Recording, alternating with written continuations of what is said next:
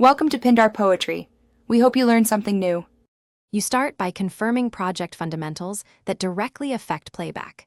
Make sure your sequence settings match your footage frame rate and codec so Premiere isn't reconforming frames on the fly. Once done, lower the playback resolution to 1/2 or 1/4 to relieve CPU/GPU pressure during editing. Also, enable Mercury Playback GPU acceleration in File Project, Settings General so Premiere uses your graphics card for decoding and effects. This cuts real-time lag significantly. Now you move into media handling and cache, which is where most lag comes from.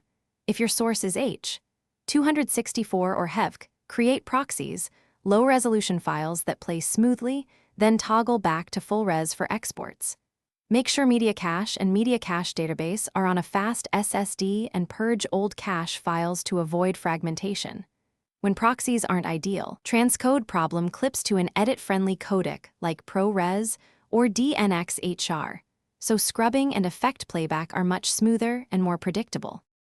Finish by tightening your timeline workflow to prevent hotspots of lag.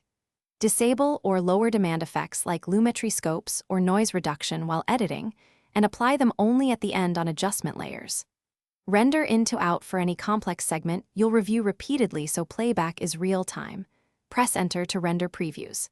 If you still have issues, make sure your GPU drivers are current, monitor VRAM and disk I/O, and toggle proxies to confirm whether the bottleneck is CPU, GPU, or storage. That diagnostic step isolates the fix quickly. Thanks for watching.